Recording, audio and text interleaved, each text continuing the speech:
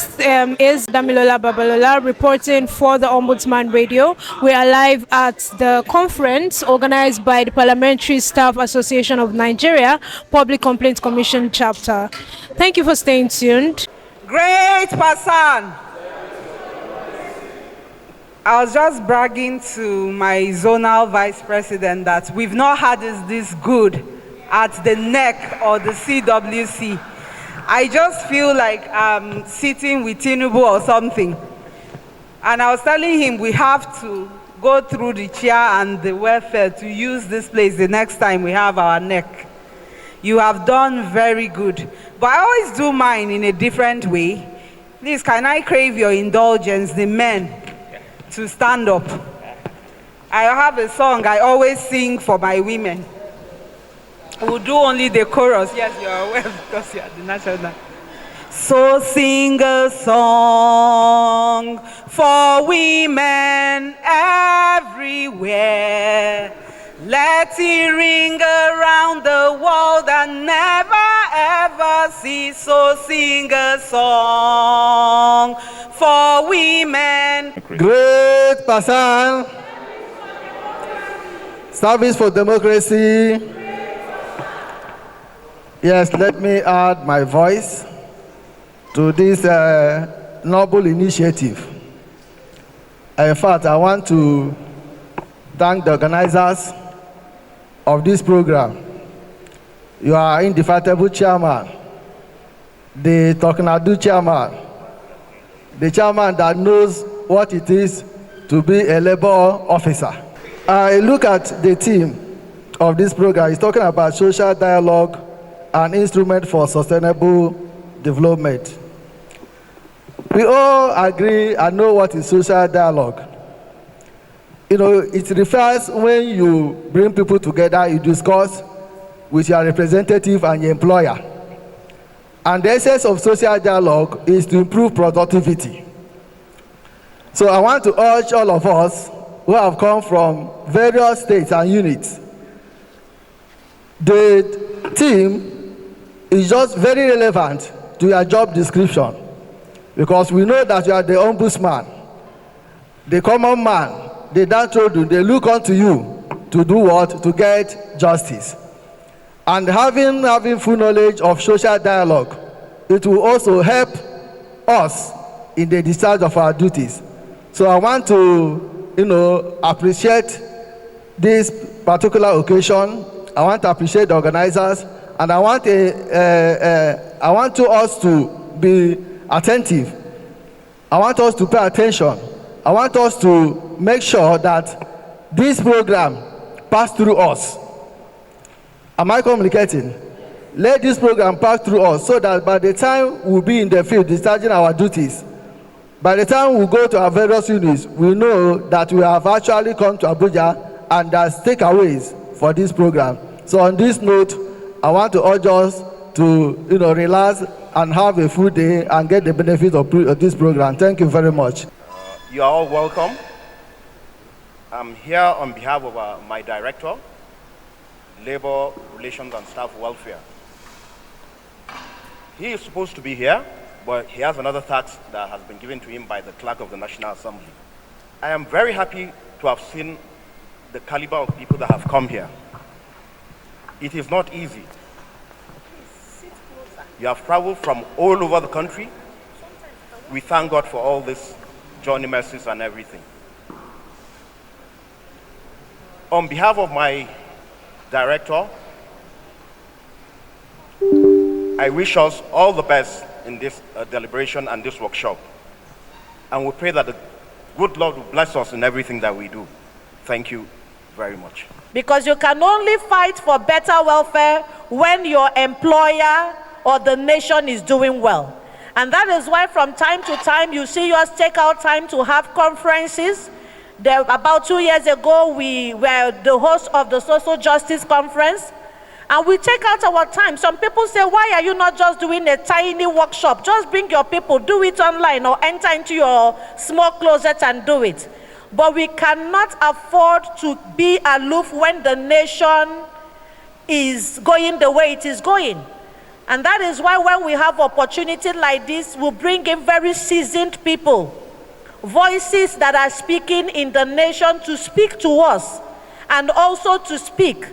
Today, the media, by God's grace, will be covering it so that whatsoever message we have here, we will be taken to Nigerians at large. So I want to thank you very much for coming. We are workers of the Public Complaints Commission, and we know what as a commission is up. There are different drum beats for us as a commission. We are talking about being subsumed and whether we will survive being subsumed or submerged. The question is still out there. We are also talking about a change of leadership. There is no better time than now for us to position ourselves as a union and as workers in Public Complaints Commission. We strongly believe in PASAN, that if the Public Complaints Commission takes its place, Nigeria will be better. That is our belief. And that is why you see us struggling the way we do. Most times people ask, are you a chapter or are you a national body? That's what they ask us in PASAN PCC. Because it's like we are all over the place. You say, tell them, if you understand the office we represent, we are not just representing a ministry, we are representing the voices of Nigerians. The Public Complaints Commission is very strategic. In everything, if we are taking our place, Nigeria will be better. If we are making sure that there is social justice delivered, Nigeria will be better. If we are making sure there is no administrative injustice, every corruption starts from administrative injustice. It starts from when somebody that is meant to pay doesn't pay. It's when you don't pay that the funds can be diverted. It starts with the award of contracts. It starts with every corruption you can trace in the system. It started with somebody putting or not putting paper to pen. And therefore, if we are up and doing, most of the issues we are having as a nation, we would have been able to nip them at the bud before they get to that point. And then there are so many things going on in the nation that we are convinced as parliamentary staff that our voices should be out there. We are convinced that the voice of Public Complaints Commission should be heard loud and clear on issues that bother the citizens, on issues that bother life, on issues that bother their well-being. This is the only place the common man can come to. So I want you to please take this meeting seriously. I know we are very serious-minded people. Since yesterday you have been here, you have conducted yourself very well. You know you are here for business. I encourage you, let's take this workshop seriously. Engage. We have lined up wonderful speakers to talk to us. Engage them. Let's not just observe them. Let's not just listen. They are open to our interaction. In fact, they will very much appreciate our interaction. So let us interact, and by the time we are out there, we will take this meeting and the outcome of the meeting out there for Nigerians to be a part of what has transpired here today. Once again, I want to welcome you to the city of Abuja, welcome you to the second NEF meeting. For those that are wondering what is a NEF meeting, is a National Executive Forum. PASAN PCC is a unique chapter. We are the only chapter of the parliamentary staff that is spread all over Nigeria. Where you have the state houses of assembly, their chapters are in the states. The National Assembly is in the FCT.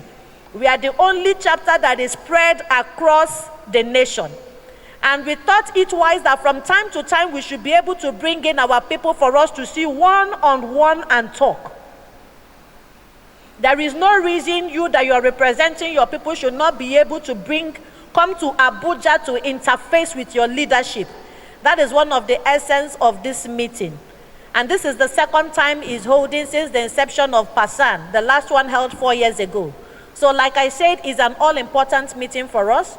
I want you to be quite engaged in the meeting, and at the end, we will testify. Thank you very much, and God bless you once again. So I think that this is a worthy conversation to have. especially with the parliamentary staff across Nigeria.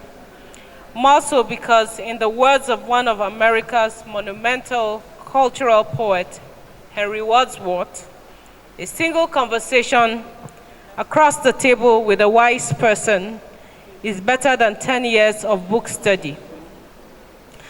I imagine that this reasoning, being extended to social dialogue with workers in the parliamentary space, not only allows for ideas and critical thinking that enables us to reach common grounds and democratic developments, but it also has the potential to enable us find solutions that are just, real, and sustainable.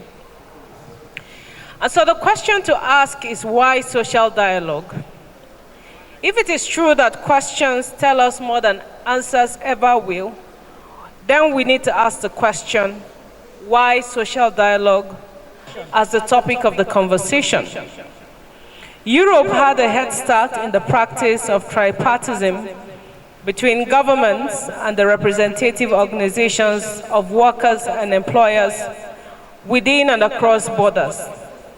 They found and still find social dialogue relevant in achieving solutions and to building up social cohesion and the rule of law through, among other means, international labor standards. The International Labour Organization caught up with the phrase, and it gave language to this structured social interaction to mean all types of negotiation, consultation, or simply exchange of information between or among representatives of governments, employers, and workers on issues of common interest relating to economic and social policy.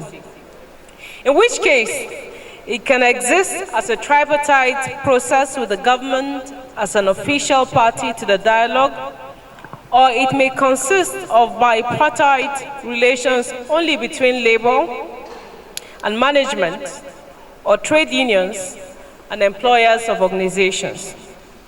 Social dialogue has demonstrated its potential to promote democratic governance and participation, as well as economic stability and progress.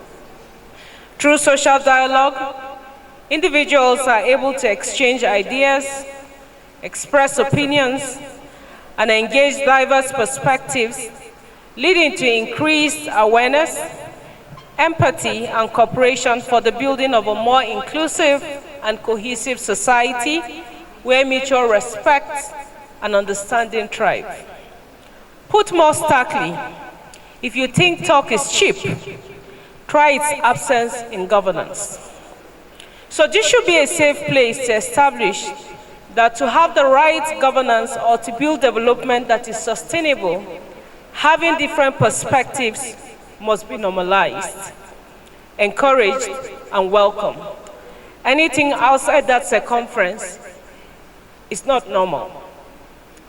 Now, one of the things that we have found as a national practice is there seems to be the inability to accept dissenting opinion.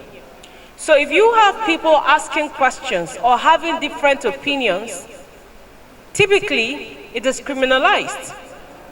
And so you have the right to protest, for instance, becoming such a sensitive issue in our country, even though it is codified in our constitution. But you see that every time that there are people who want to protest, it becomes a very difficult thing to have. And you have the government prescribing protests,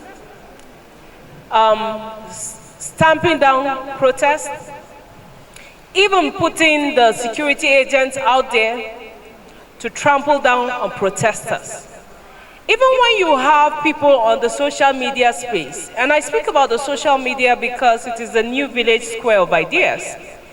That's where you have different people who go there stating what their opinions are about governance, about democracy, and about the issues that matter. But even there you have the hounds. And now it is not unusual to find that governments will set up social media watchdogs who will shoot down opinions of people that do not look or sound like the opinions that they want to have. No society, no people can grow if all that they want to do is to dance to the beat of their own drums. And so, having this conversation about social dialogue and the need for democracy to thrive means that fundamentally, we must normalize people saying, I do not agree, or that I have a different perspective. Now let us x-ray how social dialogue has influenced some countries in other climes. In Sweden, South Africa, Norway, Denmark, the Philippines, and Indonesia, social dialogue has effectively been utilized to address various challenges and to promote social cohesion. In Sweden, for example, social dialogue has been instrumental in resolving labor disputes and fostering cooperation between employers and employees. Okay, my name is Comrade Mohammed Usman, the National President of PASAN. Right, nice to meet you, sir. So, social dialogue is the key concept of this conference. Can you, in simple terms, explain to us how this concept can improve the life of ordinary Nigerians? Well, thank you for giving me this opportunity to speak with you. The theme of this workshop, let me say workshop, has said it all. You understand? And not just in our workplace. You understand? Even in our homes, in our interactions with friends and everything. Social dialogue has a lot to play. And I think today we have learned a lot from it too. You see, like I want to speak from the part of union now. As a unionist, you know, we need to be guided and we need to have modality set down, at least for dialoguing. So today, this workshop has given us more insight, has made it broad to us that it's not every day that you go on strike, you go on fighting, there could be negotiations. And when there's a social dialogue, people sit down and get to understand themselves and get to know what are the grievances from each side and on how to tackle them. And secondly, you see, just like they said, there are a lot of avenues for mediations. And social dialogue plays a very important part in our human lives, in our day-to-day activities. I think by inculcating this idea, if actually it's been put into practice, I don't think we should be having rowdiness, we should be having a fight, we should be having misunderstandings within each other. It has given us a broader and an insight for us to be able to sit down and discuss and get to maybe arrive at a point where everybody will be satisfied with. Yeah. So, moving on, do you foresee any challenges in implementing social dialogue? Well, the only challenges I foresee if whoever is going to be mediating is taking side or being partial, you understand? Because this is a laid-down procedure. And when you look at it, it is laid in a way, in a situation where it gives you the two parties the equal right to express themselves, you understand, for a solution to be found, you understand. But I don't think there's going to be more challenges in as much as if the two parties involved in issues can sit down with an open mind and discuss this. I don't think it's going to be any issue. Thank you so much, sir, for your time. We really appreciate it. So, do you have any other thing to add? No. What I really want to say is, just like I have said it severally, Public Complaint Commission amongst my unions, the chapters of my union have always been setting the pace. Have always been setting the pace, and I give them kudos for that. Especially the chairperson, she has been very proactive from the day one, and it's not by fluke that she's re-elected again as the chairman, you understand, of Public Complaint Commission. This is about the third workshop that I am attending that has been organized by this present ESCO, you understand, on issues like this. So it's good when you are leading people, you come up with innovations, you understand, not just sitting down as the chairman and you don't have anything here. You don't bring innovations, you don't make your people feel you understand. For God's sake, people pay their checkup dues. They want to know what their checkup dues are being used for. It's not for going to the street and be parading the street and carrying placards. This is one of the things why you are a union leader, impact knowledge on your followers. I think so far so good. the chapter have done noble. They have been good, and I always want to associate myself with them. That's why anytime Public Complaint Commission says there's this, I rush to go there. In South Africa, social dialogue played a crucial role in the transition from apartheid to democracy, facilitating reconciliation and nation-building efforts.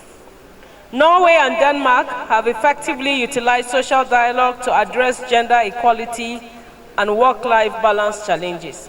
So let's speak about an example that is at least relatable to us. The South African example. Many of us, we lived through the period of apartheid, and I do remember that the day that Nelson Mandela was released from prison, there was a national holiday here in Nigeria. People were asked to go home, schools closed, there was widespread jubilation. But for social dialogue, you would have had a situation where there will be deep-seated resentment and a tooth for a tooth and an eye for an eye. But the ability to sit across tables, to have conversations, even when difficult, was what made people like Nelson Mandela and many others within his circle think about the way forward beyond their pain and beyond their own reservations of how they had been treated. So this is what social dialogue really is all about. You know, many times when people come up with different opinions, people just look at it as though they're red flags. But disagreeing could actually foster the kind of growth that agreement may not necessarily foster. Think about it even in normal human relations. If you have a spouse that always says yes, it means that one day everybody is going to move into a ditch and there will be nobody to save them. But if you have somebody who is constantly doing the critical work of thinking, what is the cost analysis of this decision that will be taken? What is the opportunity cost? What does it take? Could it be better done? It may not sound too well for the person who may have thought that they have done the homework to get to that position of thought process. But the fact is, if there is a better way, then everybody else is better off for it than just remaining fixated on an idea that subsists. So in Norway and Denmark, they have utilized social change dialogue to address gender equality and work-life balance challenge. In the Philippines actually stands out as the first Asian country to effectively leverage social dialogue to address societal issues and promote harmony within its community, while Indonesia deployed social dialogue achievement through the significant increase in minimum wage, as a result of which all major industrial cities increased minimum wages above 100%. And that all was with the objective of gradually shifting the economy from low-cost labor to a skilled workforce. These examples highlight the power of social dialogue in tackling diverse problems and advancing societal progress. So let's put numbers to development and grit to sustainability. We're talking about social dialogue and as an instrument for sustainable development. There is something comforting about numbers and hard data when they positively sum up, and of course, there is something that is distressing when the numbers fall on the dark side of the spectrum. Individuals, organizations, countries, even the United Nations know this to be true. So in September 2015, for instance, world leaders adopted the 17 Sustainable Development Goals, which we often refer to as SDGs. Okay, my name is Chijoke Nanaibeku. I'm a lawyer, an internationally certified mediator, and an author. Okay, I'd like to come from the perspective that I was called in to talk about, that's mediation. The alternative to one of the tools in the ADR mechanism. Basically, you know, it improves the world. The world is in uncertain times. We saw what happened in COVID, and we're now seeing what happened in post-COVID. A lot of issues. People, you know, what you people call the Gen Z is called now mental health. A lot of people are stressed. And it's not every matter that should recourse to courts. I told you initially when I was introducing myself, I'm 20 years post-call, 23 years, I beg your pardon, post-call. But we've always now tried to, bring to the fore the practice of mediation. Mediation just makes things easy. Not as easy as all, because like I said, I was telling them, conflict is part of our human existence. But we are trying to see, how do you reduce this conflict to the barest minimum? Mediation is the key. Social dialogue is all about mediation playing a more effective role in our lives and how we get along. Somebody hurts you here and there. It's not about you rushing to the courts immediately. It's not about you rushing to the police immediately. You've been doing business for someone for the past 30 years, and there's suddenly a breach. You've done business for someone with 30 years, and you want to rush to the courts. Mediation is telling you, remember that there was a relationship. You should look on how to preserve that relationship. Remember that now there is paucity of funds. How do you manage the funds that are limited at your disposal? Remember that not everything you should do should be in the public space. There's confidentiality. So you can resolve your matters without publishing it in Guardian in news these days. Resolve it within. So mediation is trying to project you as a better human being, trying to make you maintain your mental health, trying to make sure that you're not overstretched. Nigeria and of course the world over, everyone is stretched globally, financially, emotionally. So mediation is trying to say, we can package you to this extent for you to keep going on with your daily activities without really spending so much, without being stretched financially and emotionally. A bag of rice was 8,000, not up to 7 years ago. Now we're talking about 80,000, 85,000, 90,000. What's the percentage? That's more than 100%. So when we look at all of these issues and the fact that insecurity is unbearable, the cost of governance is too high, farms and farmers need to be protected, human capital development is in a poor place, living wage needs to be established, electoral and judicial reform are crucial, then we will see why the protest gained the kind of currency that it did. We also still have a situation where protesters were killed. The NSAS protesters were killed previously, but now that we even have the NBAD governance protesters were also killed. Let me quote Professor Dinkami, who always says that you cannot shoot yourself out of problems.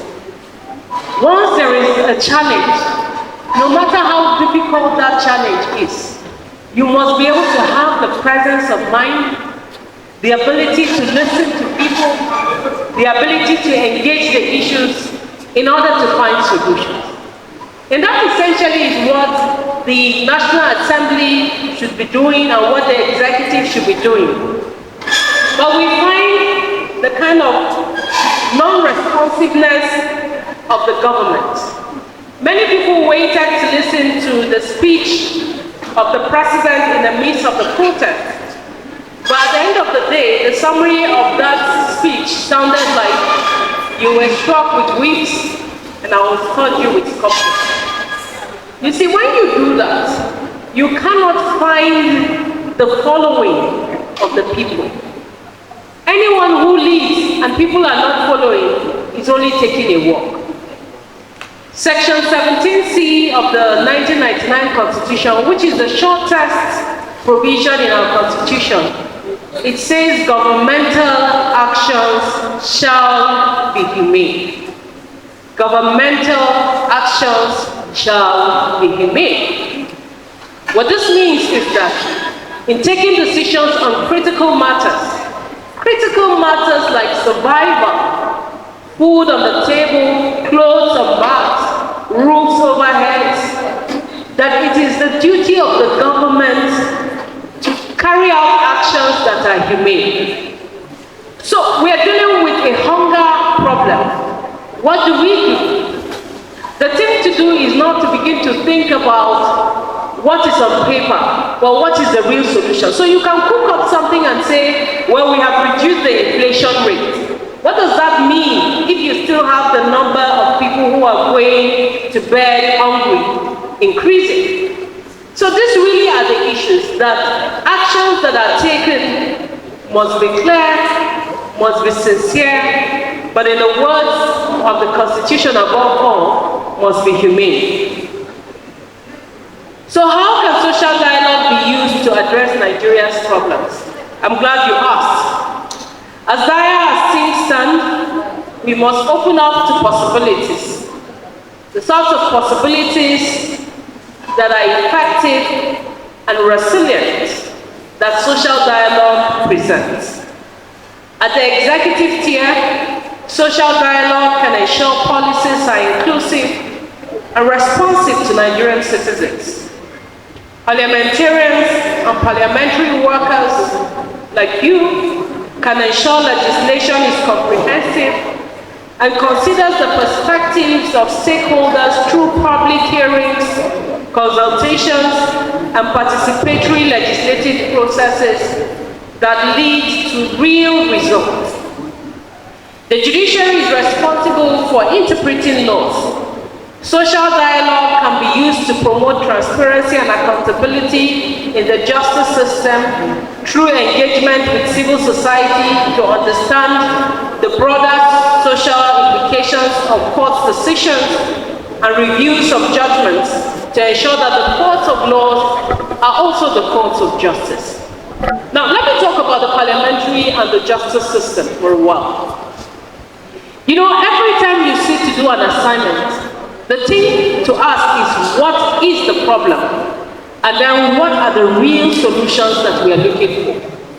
Every other thing is putting language to it. Because except we're able to articulate clearly what the problems are, and also articulate clearly what the solutions should be, you hear me? I then have it's Wi-Fi problems.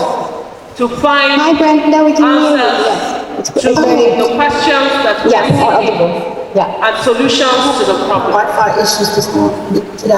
No problem. I think we do have time, so don't worry about it. Now, going back to the judiciary, one of the challenges that I see there is a situation where we think that there is any tier of democracy that should not be interrogated.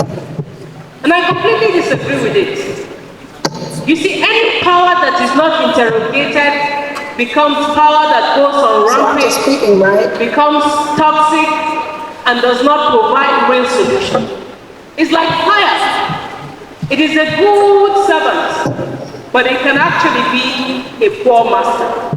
And so whether it is the executive, or whether it is the parliamentary, or the judiciary, yes, I think when we must normalize interrogating powers. We must be able to say that something didn't work out right, and citizens should be able to ask those questions.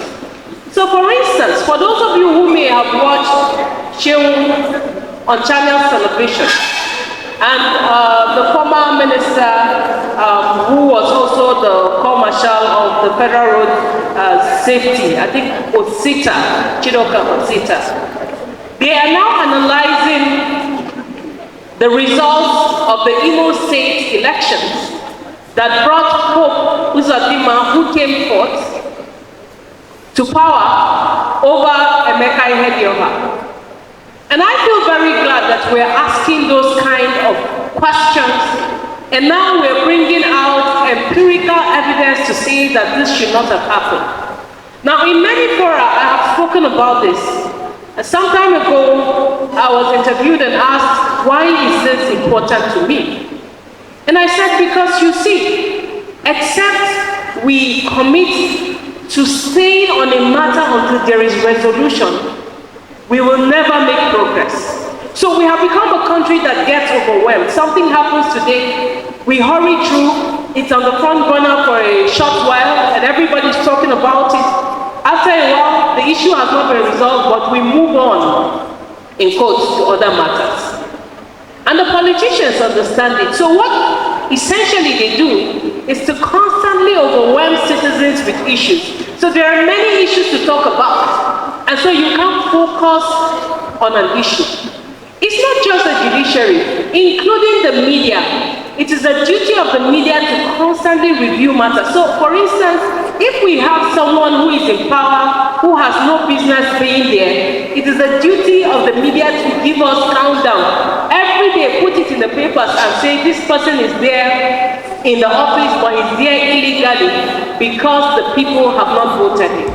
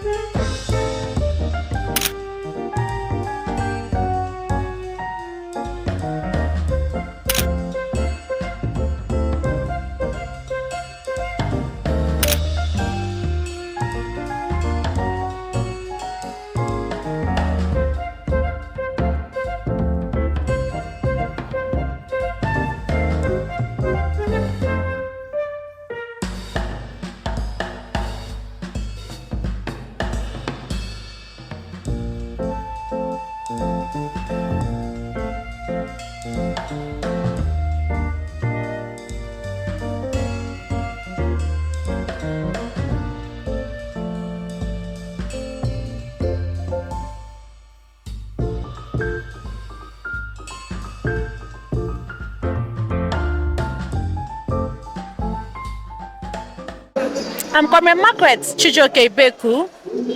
I am the chapter chairman of Parliamentary Staff Association of Nigeria Public Complaints Commission chapter.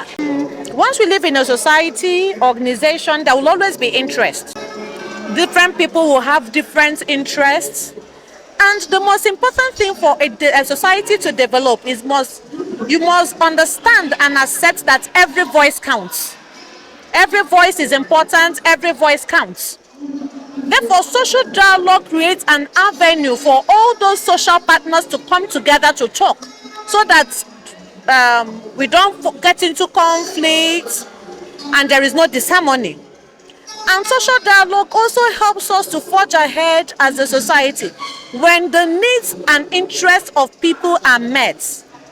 There is tendency for there to be peace, and without peace there can be no meaningful development. Also, it gives you an avenue to understand the people's heartbeats, their challenges, what they are going through, and what their demands and expectations are. So, especially at a time like this where the nation has so many voices, so many interests, so many people are agitated, so many people are angry, there is no better time than now for the call for social dialogue. So that's the essence of this. All right, thank you so much, ma. Thank you for your time. Really appreciate it. We thank you, I want to also pray that God Almighty will take the vaccine. Each and every one of us will get back to our various destinations in peace, just the same way we get here. PASAN is writing history in unity, and we are promising you that this is just the beginning.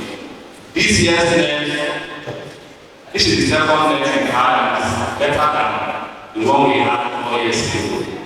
By the special grace of God, the next one will also be better than one.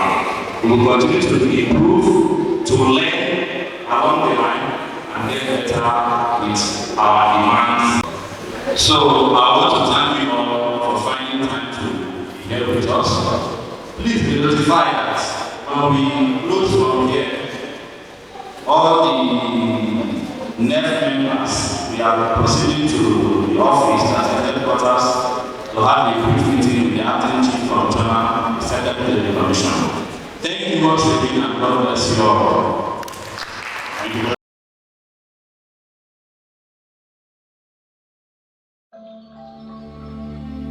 You are now listening to Ombudsman Radio.